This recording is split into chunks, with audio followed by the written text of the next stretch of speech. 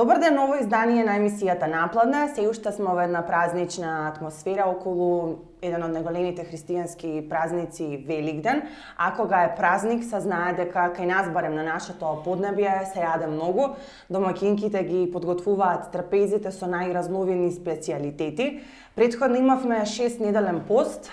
Сега мислам дека вистинско време е во нашата Напладне да разговараме околу тоа како да се воспостави вистински баланс помеѓу исхраната и како после празник да се вратиме на старите добри навики кога е здравата храна во прашање. Токму на овие теми денеска разговараме со нашиот гостин, тоа е Бобан Наумовски, фитнес тренер и нутриционист. Добар ден, добре ни дојдовте. Добар ден, благодарам на поканата. Да, кажав и во самата најава дека за Великден, па и за секој празник кај нас доста се јаде. Како да не се претера со таа мрсна храна после 6-неделен пост? Па еден од најголемите проблеми после постот е односно внесувањето на мрсна храна, бидејќи особено после целосен пост, значи после 6 недели постоење без масло и без месо, многу голем проблем е доколку се внеси наеднаш голема количина на мрсна храна, особено мрсна храна од заситени и трансзаситени масти, значи нездрави масти за нашето тело. Тоа доаѓа како голем шок за организмот и тука настануваат проблемите со надуеност на стомакот, значи може да се крене и притисокот, преголема задршка на вода и слично. За не дојдеме до вакви проблеми, значи треба по постот полека да почнеме да внесуваме некои од намирниците кои не биле дозволени за време на постот. Нашиот христијански пост е пост каде што храната е како на веган, значи се јади се од растително потекло и без масло. Би препорачал на секого, значи одма после постоењето да почне со една умерена доза на пробиотик, значи да си спие една доза на пробиотик, нема да кажам да изрекламирам некој, било кој пробиотик кој може да се најде во било кој од аптеките, како би се припремиле и цревата, значи цревната флора за подобро варење на храната. И треба, колку е постот подолг, значи треба повеќе дена да поминат за да влеземе во нормала.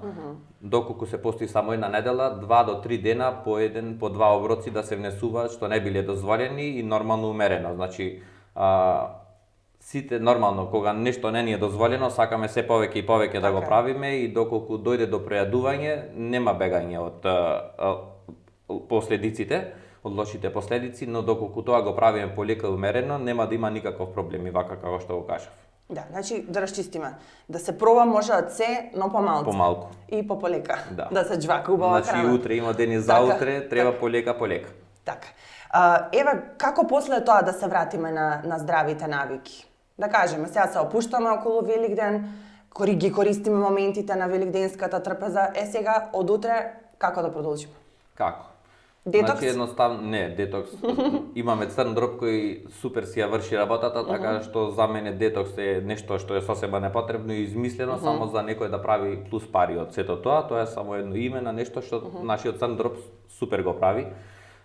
Едноставно треба да одлучиме дека ќе почнеме да живееме здраво, дека ќе внесеме физичка активност, дали ќе биде тоа теретана што јас најмногу лично ја сакам, или може да биде друг спорт, аеробик, пилатес, фудбал, без разлика што и да е, да имаме физичка активност и со физичката активност да имаме еден здрав начин на исхрана. Под здрав начин на исхрана се подразбира да се внесуваат намирници кои што ќе ни дадат бенефит, каде што ќе ги внесиме сите потребни макро и микронутриенти, но нема да внесуваме работи кои се непотребни и штетни по нашето здравје. Сега за разлика од секој посебно кои му се целите и што сака да постигне, дали е тоа зголемување мускулна маса или намалување масни наслаги, храната за секого ќе биде различна. Шок ли е за организмот? Еве пак ќе се навратам од постот кон мрсна храна. Се случува ли некаква нормално силна реакција во организмот? Да, бидејќи организмот е испостен за масти и него му се повеќе и повеќе потребни. Ние ги внесуваме во текот на постот од како здрави масти, например, ако јадеме авокадо или нешто слично, но доколку не се внесуваат такви намирници, тоа е голем проблем и самиот организам кога има недостиг од нешто, тој тежне е тоа да го надокнади. Например, ќе ви кажам еден прост пример, ние билдерите, кога сме пред надпревар, дехидрираме. Значи го постиме организмот од вода. После дехидрација и 10 литра течност да испиеме, ние воопшто не одиме да мокриме, цела таа течност ја задржува организмот бидејќи стравува дека повторно ќе дојде период каде што нема да има доволно течности. Тие ги задржуваме одредено време и кога организмот ќе добие, значи, информација дека 2-3 дена ние имаме доволно течности, тој вишокот на резерви ги исфрла. Така и со мастите и тоа е голем проблем, значи, особено заради варењето на храната и ќе имаме големи проблеми со варењето на храната, со надуеност и слично. А кога ве прашање алкохолот, знаеме дека нели ќе се напиеме по некоја чашка винце, ракија. Алкохол како алкохол, значи доколку е умерено, како и се друго, не е никаков проблем, али од прекомерна употреба на алкохол, особено после постоење, е голем проблем. Не затоа што ќе се опијаниме или дека ќе има некој проблем со дебелење или слично, туку алкохолот најголемиот проблем е тоа што ги уништува позитивните бактерии во цревната флора. Оние кои што ви кажав треба да пиеме пробиотици за да ги направиме во нормала. И доколку ги уништи, уште пострашно е варењето на храната, уште поспоро и уште поголеми се проблемите. Така.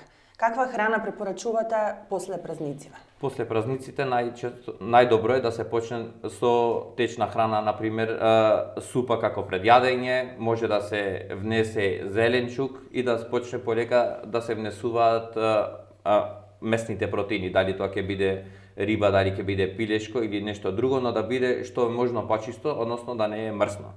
Најголемата грешка е јадењето на јагнешко месо одма на великденската трпеза, тоа е нешто што 90% од населението го прави за Великден. Значи јагнешкото месо е најмрсно од сите меса и тоа е најголемиот проблем. Доколку јадеме некој почисто месо, нема да биде таков проблем.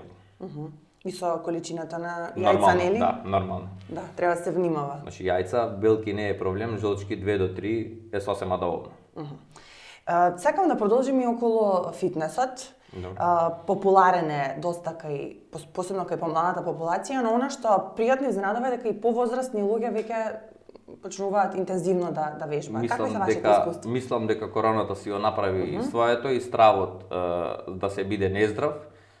По пандемијата се повеќе и повеќе луѓе се свестија и почнаа да пазат. Значи не само постарите, туку и младата популација се повеќе е поприсутна и присутна во теретаните. Моментално можам да ви се пофалам дека имаме 30-40% повеќе вежбачи што сме имали од пред последните 3 години. Тоа е супер. Да. Значи јас сум по цел ден во теретана и тоа го пратам, знам точно кој вежба, како вежба.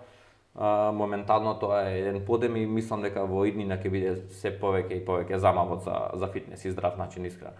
Така. Значи, вашите клиенти им подготвуваат и план за исхрана и вежби кои што се прилагодуваат на нивното тело, на нивната физиономија. Да, јас работам за клиентите кои се окрити персонализирани тренинзи, односно вежбам со нив заедно во теретана и му правам планови за исхрана. Зависно што сака да постигнат, таков ќе биде и планот на исхраната, односно вежбањето 90% е слично за сите, но исхраната е таа која ги прави резултатите. Дали некој сака да направи мускулна маса, да ослаби или да се стегне. А за тие што се надвор од окрит, значи имам своја апликација каде што креирам нивни профил, во профилот тие ги пополнуваат сите податоци за нив.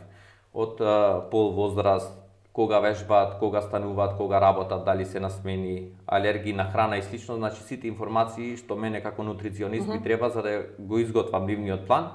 И јас всушност го планирам нивниот ден. Знам дека вие станувате во 7, дека во 9 сте на работа и јас во 8 ќе ви дадам оброк, па ме разбирате.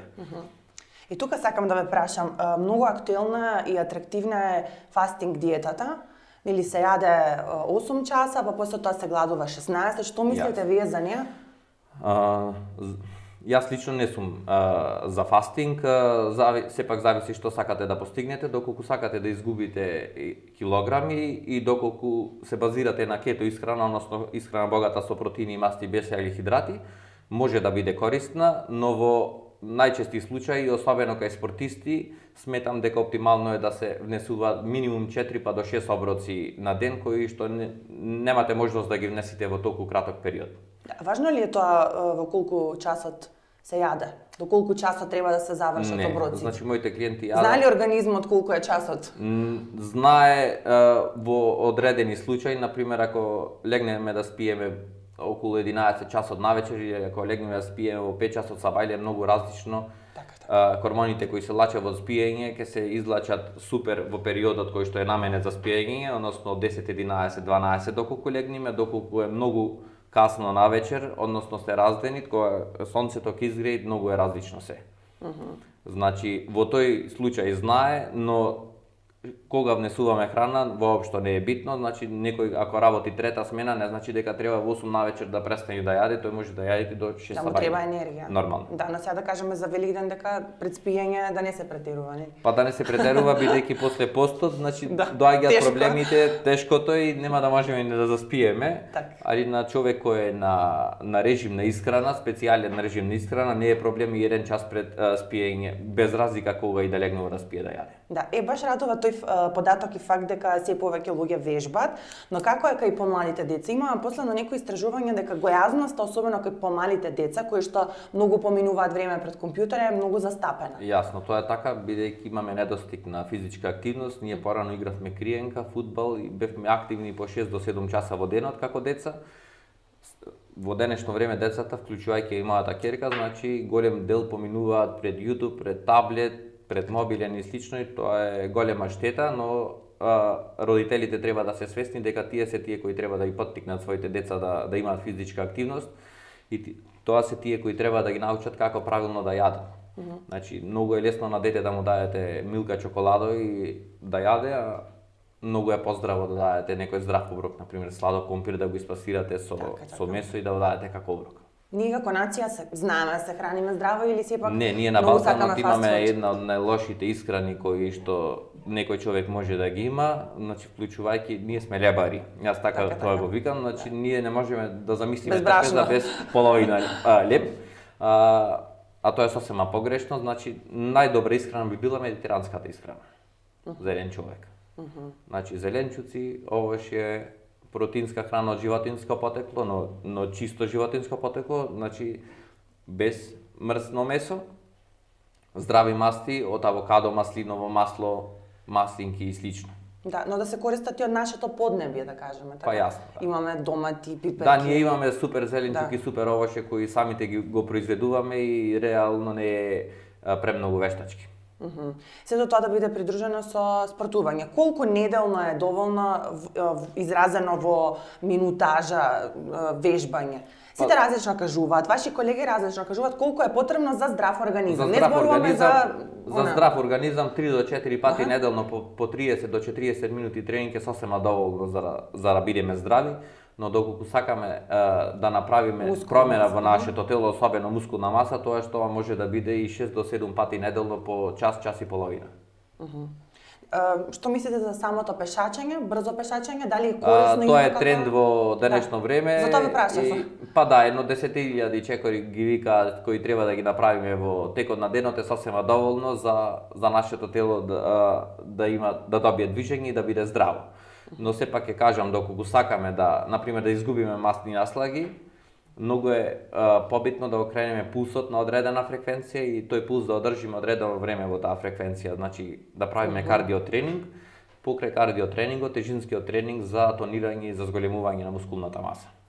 Брзо ли се навикнуваат клиентите, некој што не вежбал претходно, дали ги стекнува брзо тие навики? Тоа многу зависи од самата индивидуа и дали тој самиот сака да направи нешто од себе. Што е најважното? Најважното е самиот да сака да е решен и да сака да направи промена, а не да отераат другите.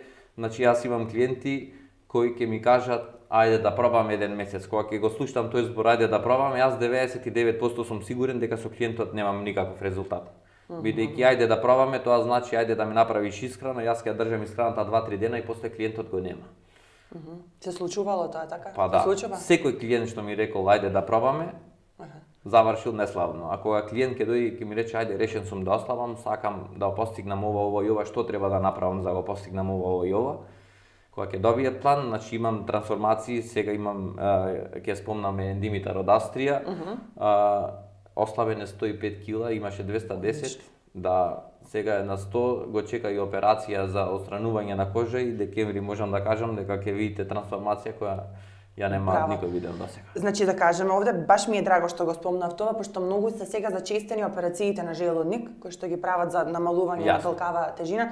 Значи можеме да кажеме дека и со добра исхрана и со вежбање може да се намали толкава тежина. Операцијата на желудник е една од последните работи која некој треба да помисли да ја направи. Тоа е животозагрозувачка операција, без разлика што и да кажуваат и докторите. Нормално ординацијата зема пари за да ја направи таа операција. Многу едноставно, значи треба да се јадат чести помали оброци и човек колку и да има проблем со килограмите, доколку се придржува на планот сериозно и доколку е дисциплиниран барем 2 до 3 недели, самиот негов желудник ќе се намали после одредено време и тој нема да чувствува глад после тоа. После тоа треба само да му дадеме време на времето да си помине за да се намалат килограмите и тој да стане нормален човек. Така, нека да сме на крај на разговорот. Многу ви благодарам на сите овие информации кои што ги кажавте, но за крај, Бобан, пролет ни е и времето е многу променливо и луѓето многу се жалат и на алергии и на притисокот, ми паѓа па ми се качува притисокот. Како тоа да го ублажат, да кажеме, со каква храна да се користи пролета и летото? Пролета и летото, значи на пролет и на лето се јаде полесна храна, баш спротивно до она што треба да го јадеме сега за велигденските празници. Но овие симптоми најбрзо се ублажуваат со физичка активност. Доколку сме физички активни, нема да ги чувствуваме таквите промени ни во коските, ни во зглобовите, ни со притисокот. И нормално, доколку некој има висок притисок, треба да пази да не внесува голема количина на сол, односно натриум. Така и вода многу да се пие. Вода нормално, да. Да, и само да кажеме благите работи со што се заменат. Сега доаѓа сладоледот. Со диетални благи работи, например, во денешно време во секој маркет имате многу диетални благи замени за благите нешта. Значи со вештачки засладувачи кои нема да го кренат шекерот во крвта, со тоа нема да се лачи инсулин и нема да дојде до зголемување на тежината.